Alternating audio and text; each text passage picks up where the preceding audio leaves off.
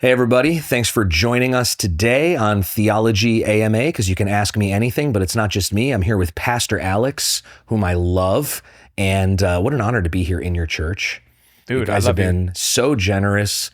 They're so generous to let us set up all of our stuff in the corner of the upstairs of Calvary in Miami. This conference has been incredible. I don't think I've had a night of worship where I felt as close to God since I was leading a youth camp. Wow. As last night. It was unbelievable. The second the band started, and this is credit to your leadership and your vision. The second the band started, I was like, oh my gosh, I hope they do 100 songs. That's tomorrow night. That's tomorrow night. Yeah. And it was cool watching you guys pray over everyone. I was talking to Breno here earlier, and I was saying this to him, but when I finished praying with people after the service and I came back, I saw you guys praying over that woman who's going blind. Yeah. And I thought, this is amazing. This is the green room. Yeah. This is what a charismatic conference is like. Yeah, absolutely. Everybody's not in the green room screwing around, joking. Yeah. We'll do that later. Yeah. First, they're just finished ministering to all these people in the room. Now you're ministering to this poor woman. God bless her. Yeah. Yeah. And we'll do that all the time. That's what it's about. Yeah.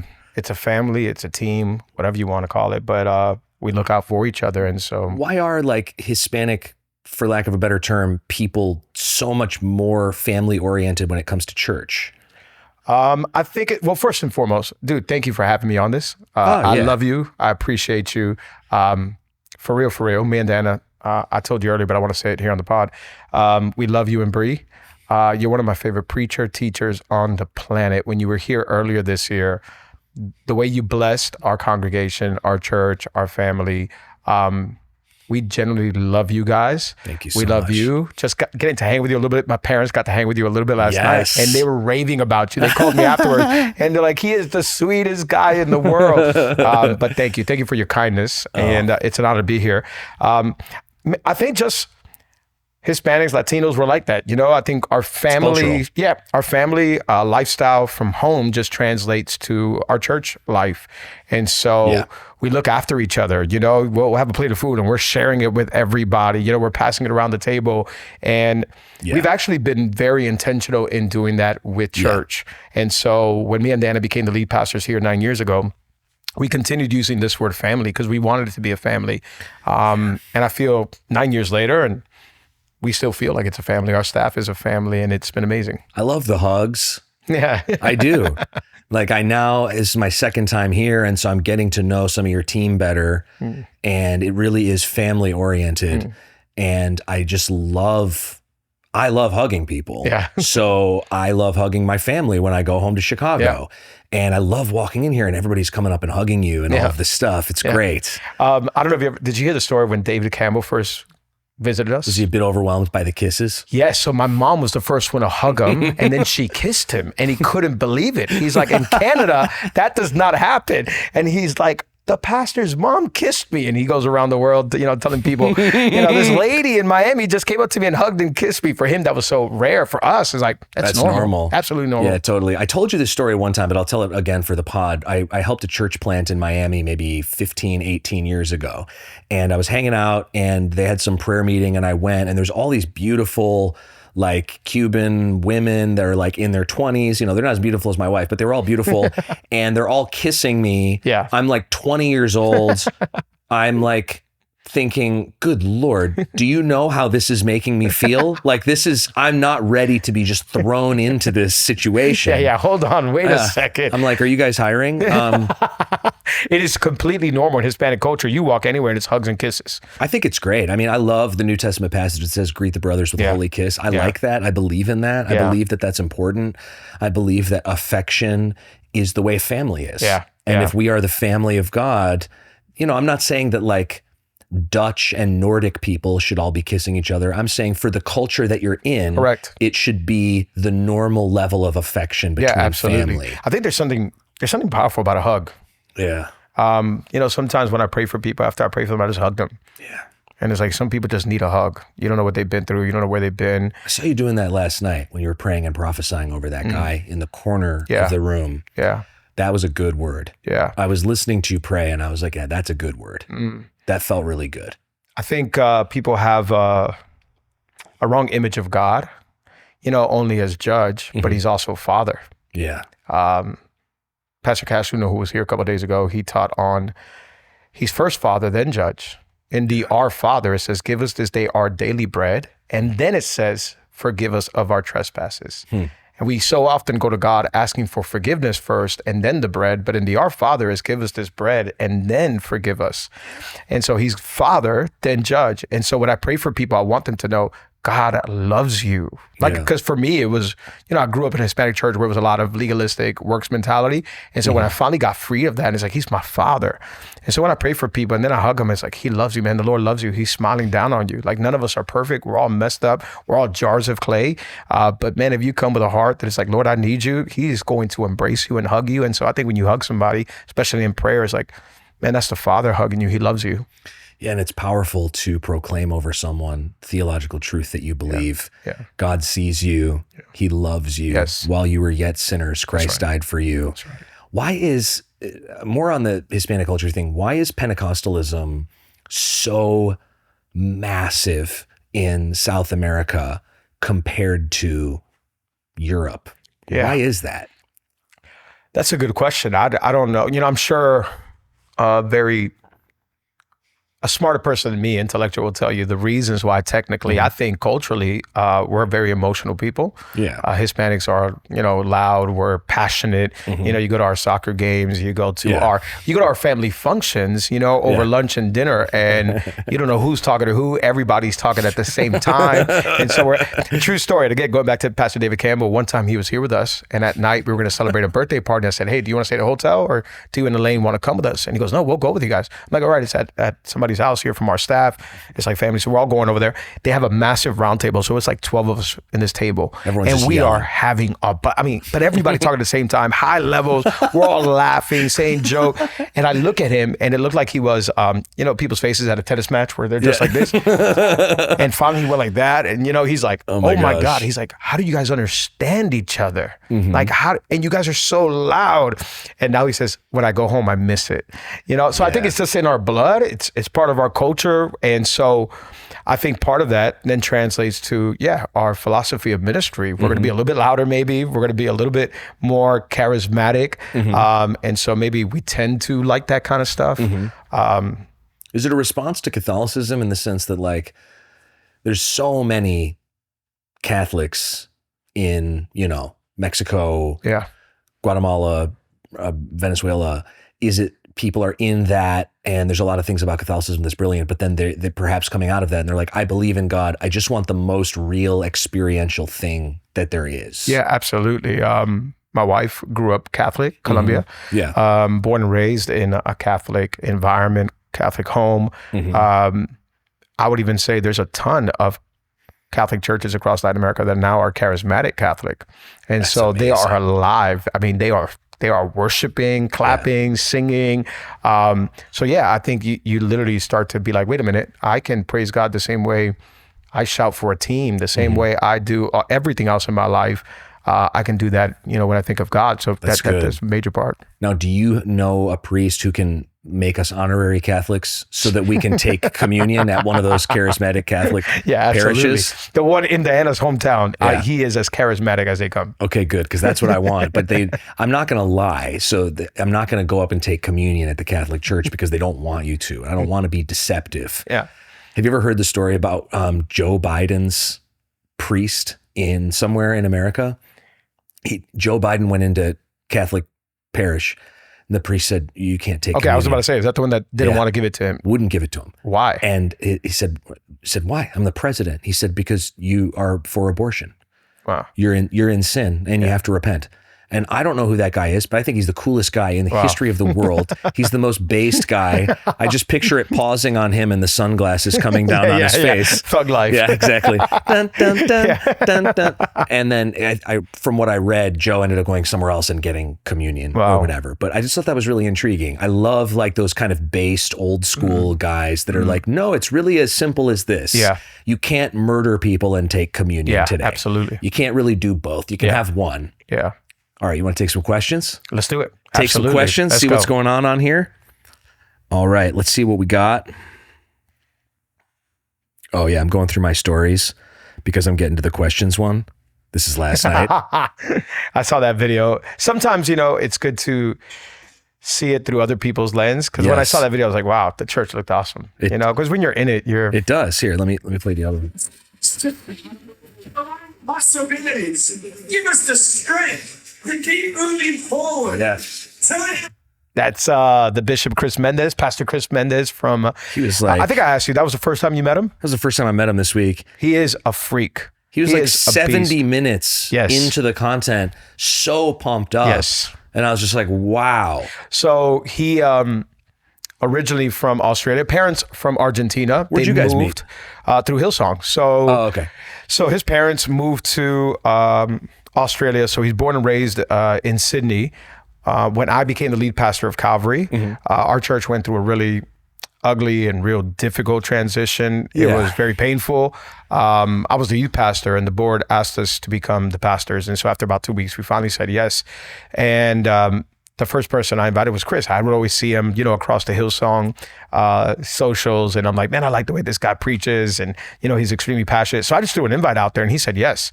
The first 2 years of us as lead pastors, when we were going through that difficult transition, I don't care what people say about Hillsong, they were the best people on the planet, still are. Our friends would call us, check on us.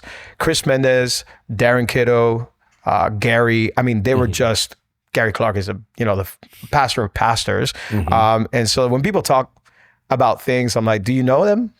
Do you have a personal relationship with them? Are you friends with them? Or are you just going off of rumors? And Chris was one of those guys who to this day is like a big brother in my life. I will call him. Anytime I need to make a big decision, I call him. I'm like, dude, I'm so sorry to bother you. He's like, you're not bothering me, mate. Call me. And he's just been a big brother in my corner. And so almost every single year I call him. I think he's been with us every single year, preaching. And he's passionate. He's insane. He's going for it. He's now pastoring 6 different campuses across 5 countries. Wow. Hillsong Latin America. He's the real deal. Him and Lucy are. And so I think you said this last night. It's a gift to have people in your world like that. That's right. Yeah. And you're right about the unfairness towards many of the people in the Hillsong universe. Yeah. The kind of like carte blanche, you're a part of this and you're bad is ridiculous. Yep. It's judgmental. It's unkind. Absolutely. And it's not loving. Yep. And it's not gracious. And it's not generous. That's right. I always ask people if they're talking garbage about a pastor, how many of their sermons, full sermons, have you listened to? Yep. And the answer is almost always 0. 100%. And then I just say, well, would you want someone to criticize you having listened to 0 of your full sermons? Yep. Because I just think the clip reaction culture is not necessarily like the best. No, it's not. I think it's good for truly rebuking heresy, but so much of it is not that. It's just dunking on people who don't really understand what they're even saying. 100%. I think it's unfortunate, the world that we live in is all socials. Everybody goes off of clips. Everybody judges off of clips. One of the things I admire about you, you're a learner. Every time I'm around you, you're always asking questions, legit. And I like that. I want to be like that. I feel like I try to be like that. I'm always asking questions. I look at people's lives, and instead of, I try not to judge. Obviously, we're never perfect, but I try to just ask questions. And I'm telling you, every single guest pastor that we have had from Hillsong, they have been the most humble, the kindest. All of them, no honorarium, like, hey, whatever you want to give me. Like, but if you were to go off opinions of people on social media, it's like, no, they all have this set of things that they want and X amount of honorarium. It's like, have you ever invited one? Have you ever sat down with it? Like, we have had everybody from Hillsong come through Calvary. None of them, the kindest, most humble, not to go into the green room, want to hang out with the team or want to go out. That's the best. Yeah. The first time we invited Chris, he says, it was Sunday night already. We had a Sunday night service back then. And he goes, what are we doing now? I said, do you want to go grab something to eat? You want to go back to the hotel? He's like, no, let's go over to somebody's house. Let's go hang. We literally hung out till 4:00 in the morning. With our team, he said, bring your guys. Let's just go hang. And, I appreciate that. When you want to spend time, not just with me, but with my team, with my guys, like my friends, like you're like, bring them. Let's go hang. Into the team. We had caring ministry about stories. The people. Yes. Yeah, you're so right. There's so much beauty. I see this in David Campbell every time he comes to mission. I mean, he is older and he would be irritated that I'm saying that, but he gets irritated by about half the things I say. And he ministers so effectively, and then he goes and stands out in the lobby. Yes. He prayed with a lane of like 50 people one time. And I was like, dude, that I would be napping 5 seconds after that. I just admire that. I admire people who, when they travel, save the energy to talk to people. Yeah. And it also is, it's an encouragement for me. After I spoke here a couple nights ago, I went and walked around outside, and it actually encourages me because people are like talking to me about this message I did in February. And I was like, yes, this is so great. This is like the biggest blessing ever. Wow. And it's like, I suppose, you know, it's one of those twice blessed type of situations. You guys are like, do you mind if I ask you about how your church is growing? Oh, let's do it. So it's so amazing to watch. And I've been watching you guys. I watched the building get built here, the room, and all of that stuff. It's so unbelievable. I mean, how much growth are we talking about here? In the past 12 months, we are now at 41% in growth. Yeah. And so, it's been absolute. I still can't believe it. You know, I'm overwhelmed by God's goodness and God's grace. We were out of space. We were at 4 services a year and a half ago in our old location. It was a small auditorium. It fit about 350 people. And so we went from 3 services to 4. People were literally parking on the avenues, cars getting towed. Our kids ministry was absolutely slammed. Cars are getting towed. Yeah, no, it was legit insane. What a rough Sunday. Yeah, and so we're like, okay, what do we do? We still were like, okay, we don't want to do Saturday night or Sunday night. We're doing 4. And so we're praying, God, do we go to a 5th? And we're looking for a location. So we were in a 2-year process, but finding land in Miami is impossible. You know, they were sending us way down south or way out west to the Everglades. Yeah, it's all built out. Yeah, exactly. So we're like, okay, and I'm literally getting frustrated. I'll never forget, February last year, 2024, I'm walking around my neighborhood. I like to go on my little prayer walks, and I'm walking and I'm frustrated with God. And I'm like, God, that's it. What do you want me to do? What do you want Calvary to do? There's no land. We've been looking for 2 years.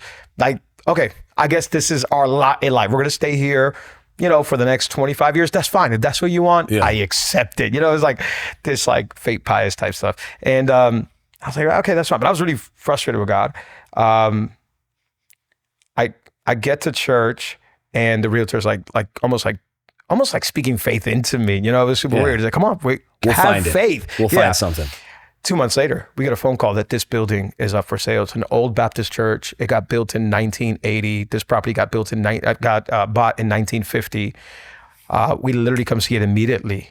The chapel where the Baptist church was meeting in the other side of this building only fit 300 people. So when I walk in, I'm like, no, this isn't going to work.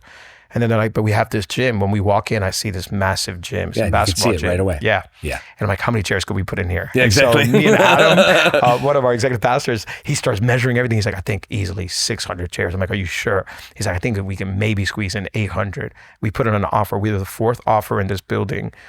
2 weeks later, they called us that they accepted our offer. Wow. Yeah, $8.3 million. Wow. And we bought it. We made $2 million in renovations.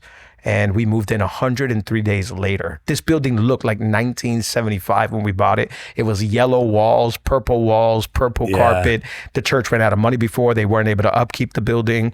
The last Sunday before they sold it, it was 9 people in this building. It was 9 people in this church. Them. Yeah, absolutely. Baptists are great on the word, and they're terrible on decoration.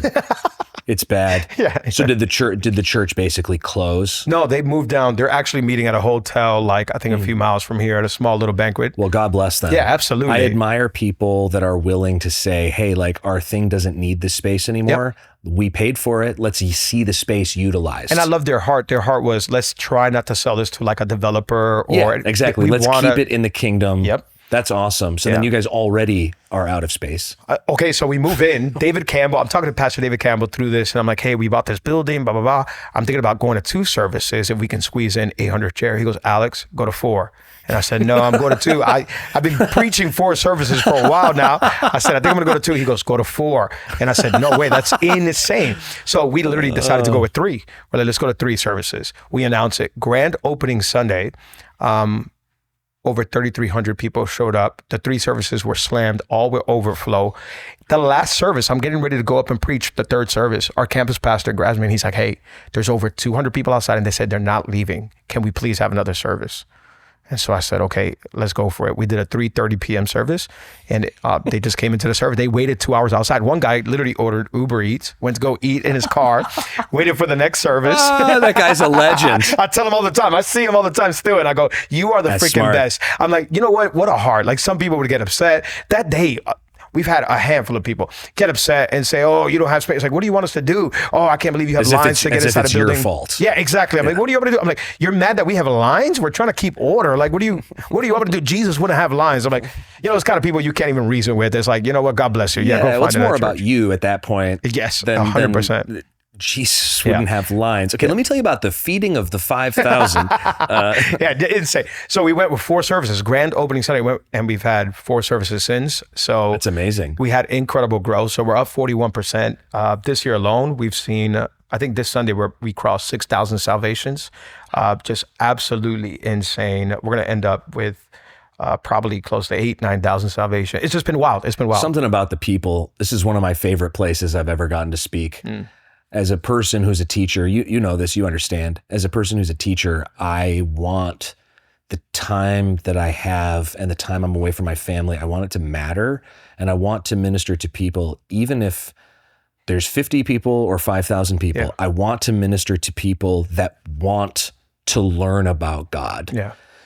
Because you don't want to waste your time. Absolutely. And this is one of the best places I've ever been. Wow. Open Bibles, open hearts. Wow. And then the food doesn't hurt. No, The listen, food doesn't hurt. I say this about Miami all the time. We're extremely blessed. You can go down the street here, and in literally 15 minutes, you can have Colombian, Peruvian, Salvadorian, Honduran, Jamaican, Haitian food, all within That's amazing. literally 5 miles. Yeah, I type in, like many people do on Google Maps, like, hey, show me food, and then I'll type push open now and 4.5 plus, and almost none of the restaurants disappear.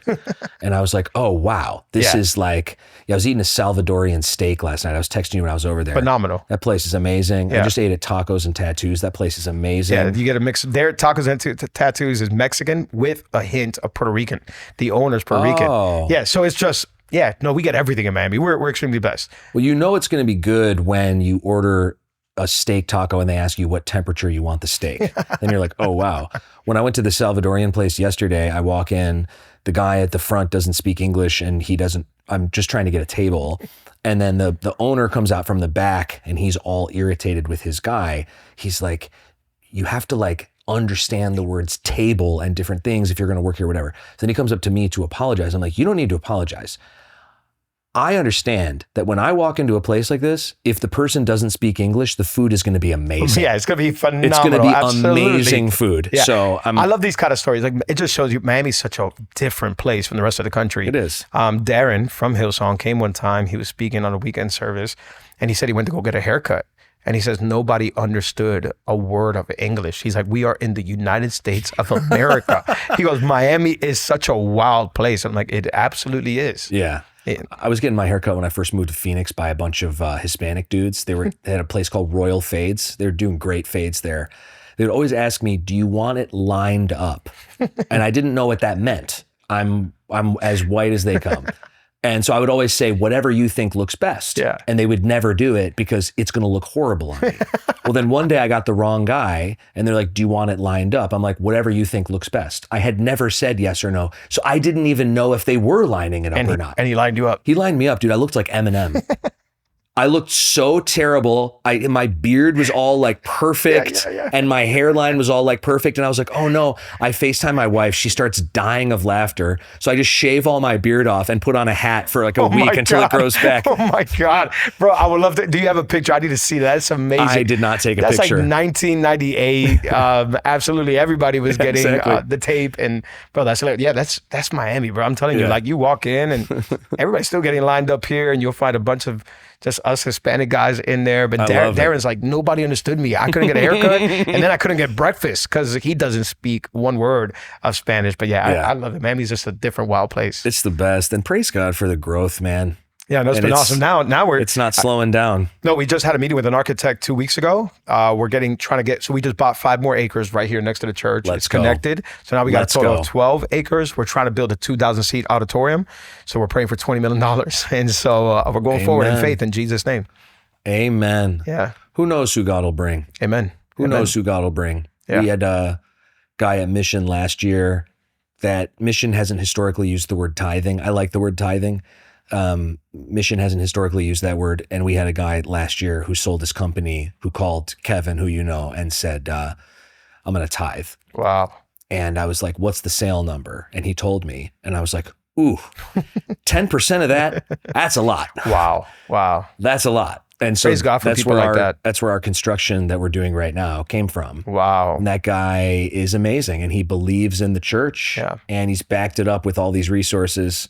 You know, where your treasure is, there your heart will be also. Yep. I want my heart to be at the church. Yep. And so that's where I'm putting my treasure. Yes, absolutely. Yeah. David said, because my heart is in this, I will give over and above to the house of the Lord. You know, David loved the house of God. He loved the courts of God.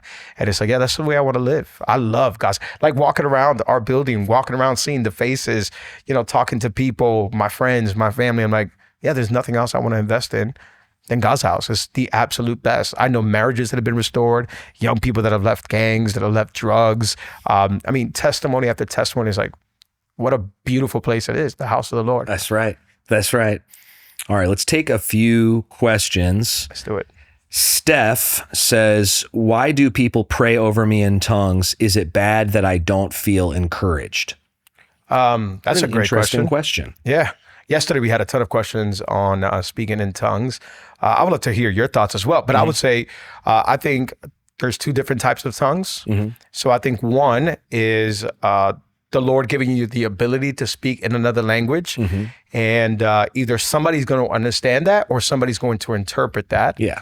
And then I think the second type of tongues is the prayer language, the private prayer language. Correct. And that is when Paul speaks of, it builds up yourself. So I will pray in my spirit, and then I will pray in my understanding. That's basically, he's saying, I'm going to pray in my prayer language, my spirit, tongues, to build myself up, to edify myself. That's right. And then I'm also going to speak in an understandable way. So sometimes I'll do that. Sometimes I'm praying over people, and I'm just trying to build up some faith inside of me. I'm trying to build up some my spirit. And so I'll say a little bit in tongues, and then I'll go into my understanding and pray over them. Yeah. I don't have a problem with that. That's the way I see it too. Yeah. I think there certainly is like a fair criticism of the people who are kind of like showy about it, you know, praying in tongues into the microphone when they have no idea if there's an interpreter or not, That's whether right. I it's think that's private or unbiblical. public. That's not a great play. Yeah. It's not good. That being said, I see it the exact same way. I don't think anybody has ever heard me pray in tongues except maybe the guy who prayed over me to receive the gift and maybe my kids. I was praying in tongues over my daughter one night when she was going to sleep, and she was like this. I thought you were asleep. Hey, what in the world? I was like, I thought you were asleep. Back to English. And I think if is it bad that I'm not encouraged? I don't know. If I would say if the person only prayed over you in tongues, I can understand how you could be not encouraged and understandable. But don't let that rule your spirit either and be like, oh, okay, I don't understand anything. I'm not encouraged. I can understand it. But I think, the person was praying in faith and absolutely they made a decision. Absolutely. And, we don't walk out of every single sermon and say, do I feel encouraged? Yeah. We walk in the freedom and the power of the giftings that we've received and we move forward. Yeah. So I would encourage that person not to just endlessly check in on themselves. Do I feel encouraged? I would think, am I giving courage to others? Yeah, very good. Absolutely. Okay, let's see what else we got here. I came from a church where they would grab a microphone and just go off in tongues for 15, 20 minutes nonstop. And I would, obviously ended up leaving that church, but we would go back and read scripture. And we're like, that doesn't help nobody. It's the Pentecostal flex. Yeah. The Reformed flex is like how many books you have. The Baptist flex is like how fat you are. And the Pentecostal flex is like how often you say, I met this guy one time, I was praying at an event and it was all these Pentecostal guys and they asked me to come and pray and it was a big honor. And I was in line and I met this guy and he goes, hey, nice to meet you. I said, hey, where do you pastor? He said, here's my church, lots of signs and wonders. And I called Chris Palmer after, because I was like, I've never had an experience like that. I don't even know what he's talking about. Who That's so weird. Who says that about themselves? Yeah. What does that even mean? Yeah. if that was true, wouldn't I have already heard about that? Yeah. So anyways, Chris was like, oh yeah, that's the flex. The flex is, it's like the same as like the Reform guys that are like, I studied 86 hours for the sermon. And you're like, why? Yep. Is your wife okay? Like, do your kids know you? Have you returned the texts of your congregants? Yeah. Do your kids know you? The church that I went to for a little bit, their whole thing was, if you preach, but afterwards there were no signs and wonders, you failed. That was legit their thought. So they were like, Sermon on the Mount was a failure. They're like, if literally one time we got pulled into a meeting and they said, if somebody's leg didn't extend, if somebody, their curvature of their foot didn't happen, if somebody's sight didn't return, the whole thing failed. And I remember just sitting there like, this is so backwards. This is insane. But yeah, that is a flex. Yeah. It's just wild. Signs and wonders. Garbage. Yeah, dead. Take it off YouTube. What a garbage sermon. To this day, you hear stuff. Obviously, you're a pastor, so people come to you with all kind of stories sometimes. They call our church a dead church. And I'm like, I don't care. But yeah, signs and wonders. You preach, 35 people get saved. You're like on a spiritual high. They're like, well, did anyone's foot extend? Did anyone's leg extend? Dead. No, garbage. Yeah. It's a dead church. Exactly. Just like That's wild. That's wild. Yeah. I'm all about, the differences and emphases of different denominations. I believe in that. But the usage of that as a weapon to condemn the life in another denomination is ludicrous. Yeah, 100%. It's absolutely ridiculous. 100%. Okay, so let's see what else we got here. Here's an interesting one from Cole. He said, how do you biblically treat someone who once professed Christ, but now denounces him? So somebody, what would you say? I'm sure you've had people in your church that have walked away from their faith and then come back to their faith. Other people have walked away. I've had that with a lot of youth students that I worked with. I'm sure you had that in youth group. What do you say to that person? I mean, it's not really that hard. You're friends with them and you love them. So I was going to say, I think the most basic and important thing is you just keep loving that person. There's people that I still talk to, friends of mine that grew up with me in youth. We went to youth group together when we were 13, 14, 15. Mm-hmm. We went to young adult group and then they made life choices or whatever, and they're far from the Lord today. And some of them would even be atheists, and it's like, I'm still their friend. They're still a person. 100%. And the seeds are all in there. Yeah. And we have relationship, we're friends.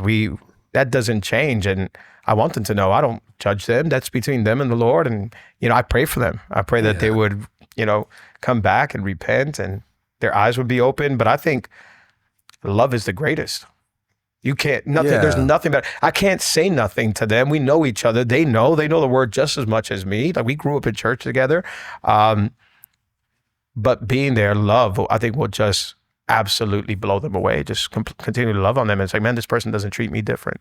If someone loses their faith or walks away from their faith, and that means they walk away from their friendship with the pastor because the pastor cuts them out, that's terrible. Absolutely. That's a horrible way of living as a Christian.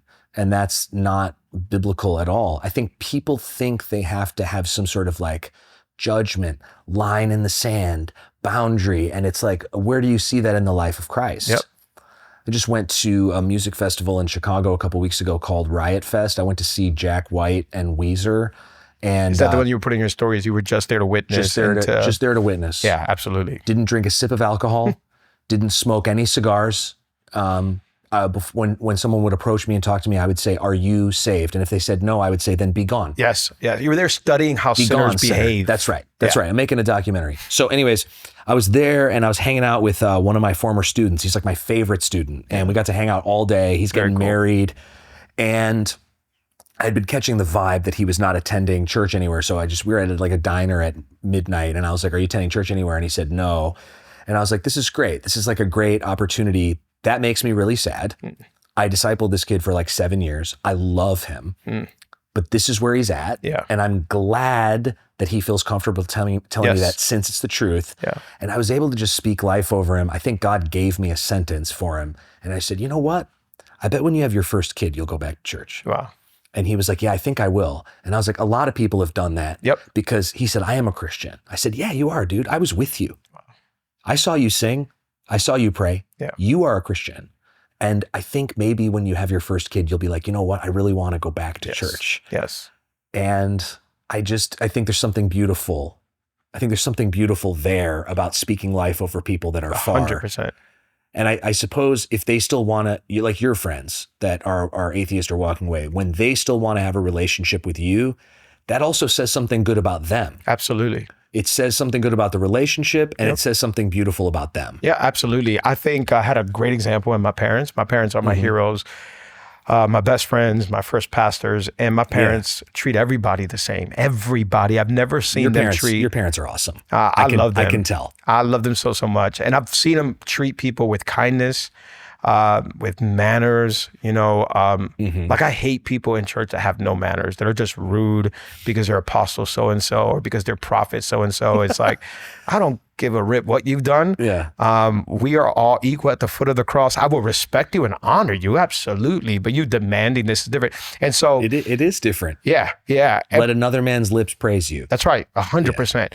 And so when we've had friends that have walked away from the faith or whatever, and I just treat them like my friends, I think that they're blown away by that. Somebody recently, but well, not recently, maybe like a year ago said, man, I actually caught up with Alex. I told a friend of mine, I caught up with Alex a little while ago, and man, he treated me the same, like so kindly, and he knows I'm anti-church. And it's like, yeah, I don't care what you think about church. I'm your friend. I love you.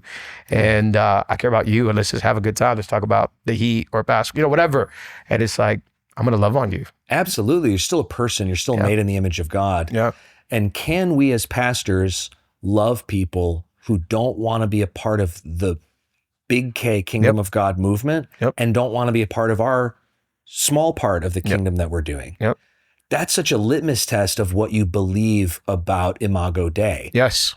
Because if you really believe in it, even some of these people might even be big givers. Yep. They might have been former leaders, and losing them is actually a significant loss for what we're trying to accomplish. And we're still friends. Yep. And they're still people. 100%. Yeah. Yeah.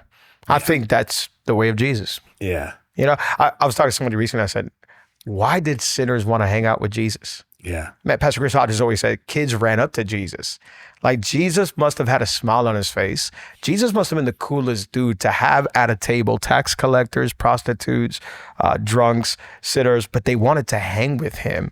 And I think you only want to hang out with people who are inspiring, they're cool. So yes, of course, he was preaching repentance, but he did it in a way, I'll never forget Brian Houston, Pastor Brian Houston, I love, he said one time, I was in a leadership meeting with him, and he said, let your spirituality be attractive. And that literally, I absolutely love that, because that's what I've seen in my parents. That's the way I've always kind of thought about it. It's like, I don't need to preach the gospel down to every single person I meet and like, what are you doing? Blah, blah, blah. It's like, that's not the way God treated me. I've been walking with the Lord basically my whole life. I was born and raised in church. My mom gave birth to us. And our process has been forever. I'm still jacked up, messed up. I'm a broken human being. I'm a jar of clay. The Lord has been gracious and patient with me. I hate Christians that try to rush somebody else's process. It's like, my brother, I know you. You've been saved for 25 years and I know your issues and nobody's judging you or rushing your process. Why are you now trying to change somebody like this? Let the Holy Spirit do the work. That's right. Whether they are away or not, just keep loving them. And it's like, who are we to judge?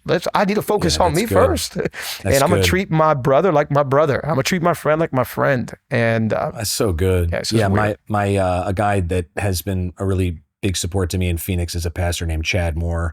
And he told me, when you have to tell people the truth, tell it to them winsomely. I love that. That is so good. That was really beautiful. Yes. And on the thing about knowing sinners and sitting around the table with sinners, which Jesus obviously did, can you imagine if us two were walking in, downtown Miami, South Beach or whatever, and we're with another pastor and a prostitute walked by and the pastor knew the prostitute's name?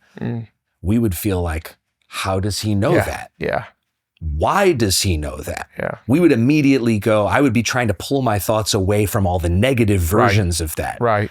Because we would assume that the only reason a person would know that person is because of something bad or malicious. And it's like Jesus knew these people and they knew him and they loved him. How beautiful. And there's something about that. And the religious people hated him. Yes. And I aspire to that. Same. That's literally the conversation I was having. I was like, you know what? I'd rather be like Jesus and let the religious people be mad at me. That's right. That's right. Yeah. And so I love it. There's times where, I'm born and raised here in Miami, so I got a ton of friends in different places that I go to that I went to middle school and high school with. And I will sit down and have a blast with all these guys who are far from church. Their language is extremely colorful. And I'm like, I love it. I just want to be a friend. And I want them to walk away to be like, man, Alex from high school ended up being this pastor. He's pastoring this church. But every time I see him, he's Alex. He's my friend. And it's like, yeah, I love you. Praise God for that. I love you. And I'm not going to rush anybody's process. Obviously, I'll share the gospel in the right way, in the right moment. But I think sometimes it's just a little bit of common sense too. Yeah, and I think one point you made before that you just made again, which is really true, is that often people know what we believe and we don't have to tell them again. Yeah. Every time to make ourselves feel better that we are like evangelizing them. That's not evangelizing them. That's making yourself feel better about the fact that you talked about God again. Yes. Okay, here's a good question from Alex De Silva. Romans 12:2, good, pleasing, perfect. Are there three different wills or three aspects of the same will? Let me pull up this verse. What an interesting question. I love when I get questions I've never gotten before. And some of these people are like just the most like lazy questions ever. They'll just write women in ministry. And it's like, that's not a question. You're just baiting me to talk about something. Yeah. Okay, so appeal to you, brothers, by the mercies of God, to present your bodies as a living sacrifice, holy and acceptable to God, which is your spiritual worship. And then here's the verse he's referencing. Don't be conformed to this world, but be transformed by the renewal of your mind, that you may discern what is the will of God, what is good, acceptable, and perfect. So no, that doesn't sound like he's talking about three different things. Okay, I would agree with you. Yeah, he's talking about three adjectives that describe the will of God. But when you said the question, it took me back to my youth group days. I literally heard a message one time where they described it in three different wills. Really? And I remember being young, like that doesn't sit right with me. I didn't get that. So I would absolutely agree with you. Yeah, I heard this pastor say that, he literally broke down each three and which one you can attain to. And over time I was like, that's not right. Yeah, it's just God's general goodwill. Yeah, and then as like an encouragement to anyone who's watching, you can also always look up in get three good commentaries that your pastor approves of, that he thinks are great, and then look up what those people say about it. Yeah. Because sometimes Christians are like, well, I just got to figure out what this means. It's like, no, people already figured it out. Yeah, there's some geniuses that have gone before us. Yeah. I use Nikot and the ACCS, which is the Ancient Christian Commentary. Okay. And they organize every church saint from 0 to about 600, all based on passage. So it's brilliant because I can just go look. So if someone asked me this question in person, I would literally pull that up on Logos and just go look at what a bunch of people said. Dude, you got to show me that commentary. It's awesome. Okay. It's awesome. And they have one for every single book in the Bible. Wow. And there's a reformed version of it as well. I'm like praying that they make a medieval version, but a lot of the medieval stuff is wild and crazy. I mean, I think the conversation about the will of God is such an important one for people, because people think that the will of God is what shoes they put on and where they go to college. Yeah. And God obviously cares about where we go to college, but the will of God is the type of person that God wants us to become. Bro, I'm so glad you're saying it. I literally had this conversation last night. Somebody came up to me for prayer and they said, hey, I'm trying to figure out God's will for my life. And they were frustrated. Like you could tell this is a man who, he said, I'm trying to provide for my family. And so I work a lot. And he's like frustrated because he can't do more for God or, God's will for his life. And so this is the way I explain it. I would love your thoughts. Tell me what you think about this. I said, I believe there's God's general will for your life, and then there may be a specific will for your life, right? And I said, God's general will is that you will live to worship him, that you will love him.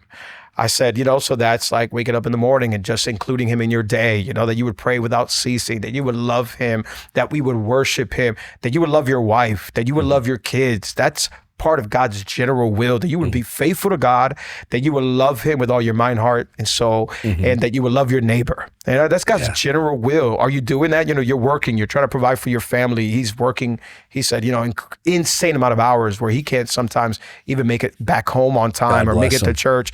And he's like, I'm just trying to provide food on the table. Like I saw his pain. And I said, you are being faithful. Yeah. You're a faithful man to your wife. You're a faithful man to your kids. You love the Lord. I said, you're getting caught up in specific will, which I think God gives you that over time, as he begins to show you what your calling is, what your giftings are. And that's little by little. For me, that took years to figure out, Yeah. Live in God's general will, and in general will, you will find specific will. Yeah, I think that's so good. And it's so good to applaud men like that. So many men are treated so badly by culture. Yes. Third wave feminism has destroyed so much.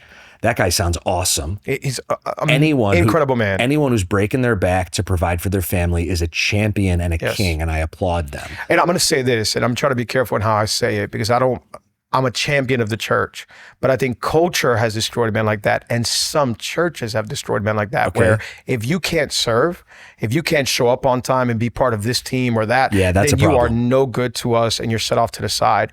And I learned this from other men of God that have gone before me. I'd rather have a faithful husband that shows up to church, that loves his wife, he loves his kids, than to have somebody on our dream team serving all weekend, but it's a crappy dad, it's a horrible husband. It's like, no, go home and love your wife well. Go home and love your kids well. What good is it that you're serving here, 10, 12, 15 hours a week at church? You're amazing, but you're no good at home.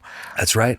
That's right. Because our job is first to Christ, then to our family, and then to the church as men. Absolutely. And most people could do more at the church and should do more. Yes. But you're right. There are exceptions to that. Yeah. And there are seasons. Yes. And if a person comes to the pastor and says, I'm not doing well spiritually, I'm overworked, the pastor should be able to sit down, have a meeting, ascertain the truth, and bless them to have a season off of service, if that's what they literally need. Yes. And just because that's rare doesn't mean it never happens. 100%. Yeah, that's really true. And I told him that, I said, listen, it's like a weight was coming off of him. He had like this guilt and shame that he could not do more. And I said, listen, you never know if 3 months from now, a job opportunity comes up where now you can be part of Dream Team on Sunday, you can serve, but don't feel guilty. I said, give yourself some grace. As soon as I told him, give yourself some grace, he had tears coming down his eyes. And I'm like, you're living with this shame and guilt. And now part of it may be like, you want to serve, you want to do more. And so let's start having a conversation about that. I said, let's have some coffee. I can't tell you in 2 minutes here what you can do. I would love to hear a little bit more about you, but I think we need to be careful of how we treat people like that. Yeah, and that guy needs to pray that God will give him a job that can do all the provision, not 3 jobs. Yes, and God will do it. And I believe that God will do Yes. it. And it may take a long time, Yeah. but in the rearview mirror, it will seem like a short time. Yes, very good. Because God doesn't want that poor guy to feel horrifically exhausted. Yeah.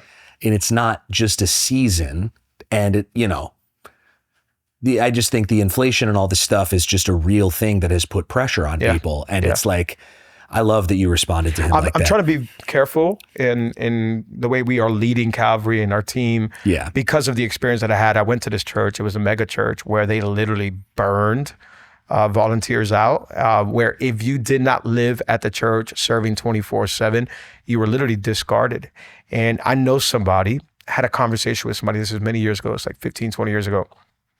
They were so angry with their dad. Their dad was part of the leadership team at this particular church. And the dad was never there. Literally missed birthdays, missed football games, and he was so mad at his dad. And so when I spent some time talking to him, I got it. And I'm like, absolutely, I understand why you're upset. And I think sometimes the excuse is, well, this is my ministry, this is my calling, this is what I'm called to do. And I think there's a balance there.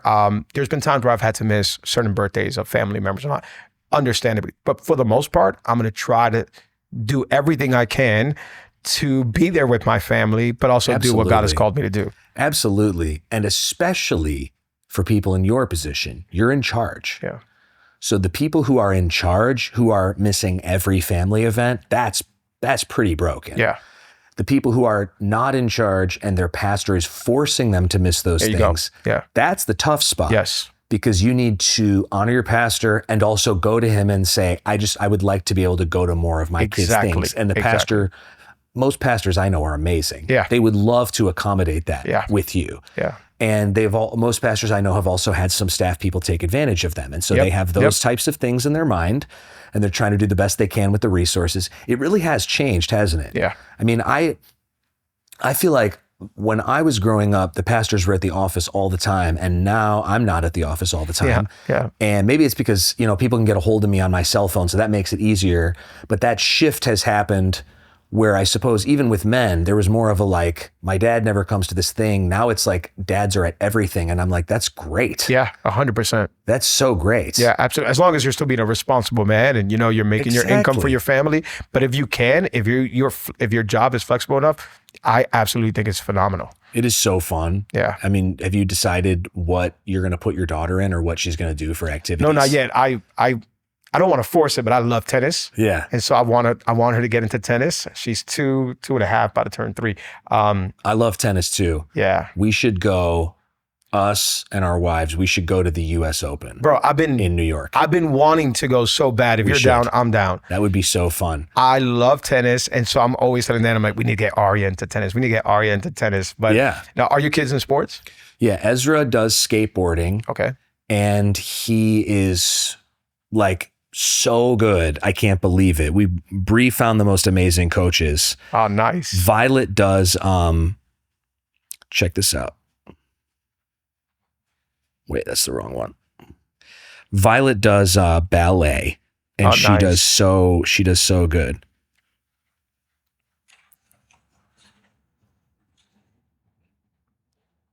Bro, what? He's only 10. That is what, I've never been able to skateboard. I skateboard for fun, but I'm like, dude, I can't do any of this stuff. 10 years old. He's only 10 years old. What a beast, what a champion. It's absolutely amazing. And here, one more, because I'm so proud of him. That's so sick.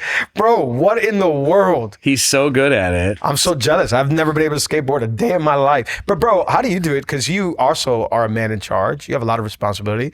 But on your social media, I see you spend a lot of time with your kids. I think that's phenomenal. And I love when you post it. Yeah, I do. I really like my kids, and I'm sure a lot of dads feel like that. I really enjoy them. Yeah. And they're much less prone to fighting when I don't have all of them. So I like taking one or two of them with me where I go.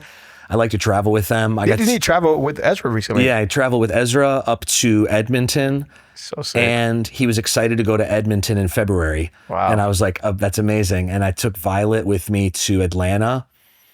I'm really blessed, man. I love spending time with my kids. Yeah. My dad worked a lot more hours than I do, but he did spend a ton of time with us. That is awesome. But I have been blessed to be able to work from home 1 or 2 days a week. Yeah. And so I'm there when my kids get home from school. I take my kids to school almost every day. Yeah, and Bree same. picks them up.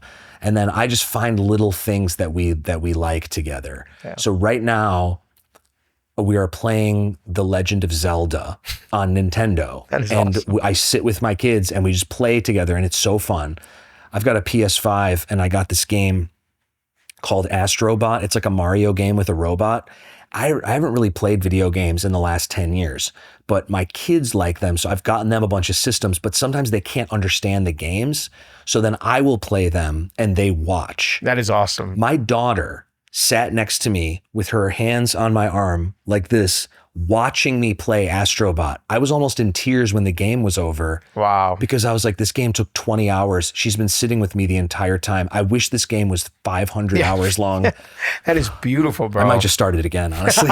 Started from scratch. Bro, that is absolutely beautiful. Somebody deleted the file, Violet. They Yeah, deleted the file. We got to start We're gonna again. do it again. And Absolutely. yeah, they're so cute. Oh, I made up a game with them recently. It's called Hide and Go Beat. So it's hide and go seek, but I'm carrying this pink stuffed animal. And when I find them, I start hitting them with the stuffed animal. I love that. And they think it's so fun. I love that. That is awesome. And if I can't find them, sometimes they'll yell from their hiding spot because Wow. they want to get yeah, found. yeah. Arya does the same exact Yeah, thing. yeah. It's How old the is she? best. She's going to turn 3 in 2 months. Wow. Yeah, so she'll go hiding, and then she'll be like, Daddy. I'm like, okay, I know where you're at, to go find her. But it's the best. The same thing. I try to be home every day by 3 to pick her up and, go home with her and all of us spend time together and go on walks and all that. And so. And I think one practical thing is there's too many meetings at churches. 100%. And so I'm in charge, so that's a blessing. Yeah. But if there's a meeting that I'm in that has no value for me, I just thank everyone and leave. I do that. I would say love that. 1 out of every 3 to 4 meetings I go into, I just leave. Is it this dude, Patrick Lencioni, is it? Lencioni, yeah. He did Death by Beating? I think that was Okay. the book that he did. And he was talking about how just in the workplace, we have too many meetings. And he's like, you can probably cut out, I don't know what his percentage was, but we started doing that here. And we have you can have one meeting where you knock out a bunch of stuff. You can. Yeah. You can. And I am like a little bit of a night hawk. I'm not crazy night. And so for any pastors that are watching, every pastor that I knew growing up was always at work from 3 to 5 p.m. I'm almost always at home at that time. Yeah. And I work later. Yeah. When my kids go to bed, I'll go back to work. Wow. I'll go back to work, sit outside, smoke a cigar, and crank on sermons for 2 or 3 hours. Yeah. So like, I think the phone and the ability to do work Yes. from wherever has blessed us to Yeah, be able absolutely. to spend more time with our families. Yeah, absolutely. And it's just the best. I think it's also just looking at your work schedule and try to rearrange it so that you are there. So for example, I'll try to have my message done by Friday so that Saturday's a full family day. Yeah, you don't want to be writing. Exactly, You on might a prep, Saturday. You prep at night though. Yeah. Saturday night after the kid goes to bed. Saturday night, once they go to bed, I'm absolutely still working on it, trying to memorize it. Like I try to preach off of those, so I try to get it in my heart. But what happened was, I used to work on Saturdays because the work week was so full of meetings and all of that, that here I was on a Saturday crazy. morning, Saturday afternoon, stressing, trying to say, okay, what do I do with this message? And now since I had my daughter, I made a decision. So there's some Fridays where I will stay in the office till 6, 7, 8 p.m. Diana knows, hey, maybe that Friday I won't go home till like good. 8 p.m. because Saturday I want to wake up and let's make pancakes together. Let's go to the park. Let's go to the Got mall. to get home ready Yes. to turn off. 100%. That's good. And then do you take Monday? Yeah, we take Monday off. Yeah, so Saturday and Monday. Yeah. That's great. I know some people that have been unable to stop writing their sermons, so they can't take a day off in between the week and the weekend. I have found like you that I really can. Yeah. We do a meeting on Wednesday where I go through the sermon, and then I take any feedback from a small team of people, and I'll do that feedback and write it in on Thursday. But by Thursday at noon, You're done. I'm done because Wow. we have Saturday services now. Okay. So I'm back at the church at 1 or 2 p.m. on Saturday. So I want that 48 hours straight. Yeah. And I really can. I just turn it off. Wow. I don't really think about it. It's really not that hard for me. Once I get to the point where I know it's there. Yeah. And by there, I'm sure you have some sort of similar metric, but by there, I mean, there's like a thermometer in it and it hits a certain temperature and I'm like, cool. Done. There's enough. It's good. I'm pumped. Yeah. See you on Saturday. Yeah. So that's how I've been over the last 2-3 years. Before it used to be like, okay, it's there, but I think I can do a little bit more. I think I can research a little bit more. And it was like, no, it was done a long time ago. It's like just And you can overcook sermons. I've done that. 100%. I overcooked one recently and I felt really frustrated. I wrote it and then ended up moving the weeks. So then it was like 2 months out and then I kept working on it. And then I made the mistake of doing a content meeting for it when I should have just not because it was already done. They gave me a bunch more feedback. I went back and wrote a bunch more stuff. And then I was doing it and I was like, oh my gosh, this is like the movie that changed directors 3 times during it. It's ridiculous. There's way too much stuff. Yeah. I'm trying to explain way too much stuff. And I just felt really frustrated with myself. I heard a story. I don't know if this is true or not, that Charles Spurgeon on Saturday night, once he, after he hung out with some friends and his wife and whatnot, he would, send them all to go home. He liked going to sleep early on Saturday to prepare for Sunday. And he would grab a napkin or a piece of paper and just write down a few notes. And that was his notes to teach. Yeah. And I'm like, sometimes the less I have, the better I feel on Sunday, the freer I feel on Sunday. Yeah. And I think over the last year, I've been trying to do that because I've overworked, overprepped, made so many notes that it's like, okay, now this is just insane. Yeah. And it's like, let's cut out some of that fat. I don't know how people do it from a manuscript. I know everybody's brain is different. Yeah, I can't do that either. So Jake Sweetman is brilliant and I love him. He teaches from a manuscript. Yeah. And I'm like, that's crazy to me. Genius. Yeah, I can't do that. That literally doesn't even compute to me. I write everything in outline format. Yeah. So it's all bullet points. Yep. Here's where we're going. And then I highlight. Purple is screens, green is text, yellow is handheld illustration. I don't know. I guess it's just everybody's brain is different. Yeah, I'm very, very similar to that. What I'll do is I feel like I'll write it out all. So it's like almost like if I have a manuscript, it's not word for word. It's a lot of bullet points with some manuscript, But by the time Saturday night is, I've cut out a bunch of fat and I've left just outline bullet points and I'm ready to go. There's a temptation, I think, to do more textual work, and I believe in textual work. Yeah. I've spent the great portion of my adult life doing textual work on the Bible. But praying for an hour the night before your sermon is way better than doing an hour more of textual work. Oh, that's so good. Yes. The textual work's done. Yeah. And if it's not done, you failed. Yeah. You can't do textual work 5 minutes before your sermon. Yeah. I've found it's the prayer through. Yeah. The prayer through, and it's like God as a highlighter. Yep. And I'm looking at the notes and he's like highlighting parts. And I'm Yeah. like. So for me, once I'm done with Friday, I'm done with everything. Saturday, at some point between pancakes, hanging out with my daughter, all that, I'll go for a walk, my prayer walk. Yeah. In that walk, off of memory of what I worked on, I start preaching the sermon to myself. That's and many times I'll get stuff that is not on my notes. Because I'm just walking. I'm like, okay, Lord, help me work through this. Where are some areas I should really key in on? And I'm walking. And sometimes I'll walk for an hour and a half. And by the time I come back, I'm like, let's go. Prayed Let's up, go. cooked up. It's ready to go. You're all like sugared up from the syrup from the pancakes. You're all pumped up. Yeah. And I'm like, okay, between the syrup and the walk, I'll give me a mic. Let's go. Man, yeah, those Saturdays at home with the kids are literally the best. They are the best. They're just the best. Aria's finally like tuning in and watching cartoons. She couldn't care less earlier, but now, so I'll just sit there watching cartoons with her and I'm like, this is the best. It is awesome. It's the best. Yeah, I showed my kids a bunch of old Looney Tunes. They thought it was the coolest thing ever. Okay, Aria's the same way. She's watching Tom and Jerry now and she loves it. And I'm like, They wow. love it. I think it's because you can get it without reading anything, or there's not much dialogue. It's all kind of like intuitive human stuff. Yeah, that's so good. Yep. Man, well, I really appreciate your time. No, come on, bro. I love you. Thank you. I love you too. And I love Diana, and so does Bree. Thank you so much. We need to have that Peruvian spot again. We need to go to La Platea. Yeah, shout out to La Platea. The Lord is speaking. Yes. And yes. It's a yes. We absolutely need to, but I love it here, man.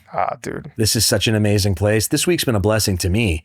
That pastor's lunch you did, I walked out and called my wife and called my brother. I was like, that encouraged me. Oh, wow. Wow. I'm a weekly pastor and I'm at this lunch and I didn't even know what it was. Someone put it on my schedule. I was like, cool, I'll go to this lunch, whatever.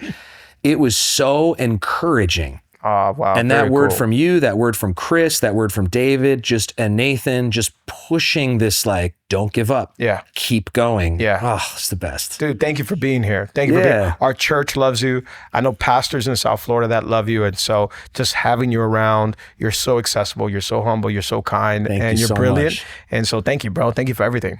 Thank you guys for watching. And if you're watching from my place or my people, I'd encourage you to check out some of Pastor Alex's sermons. Check them out on Instagram. And I love you guys, and we'll see you here next time.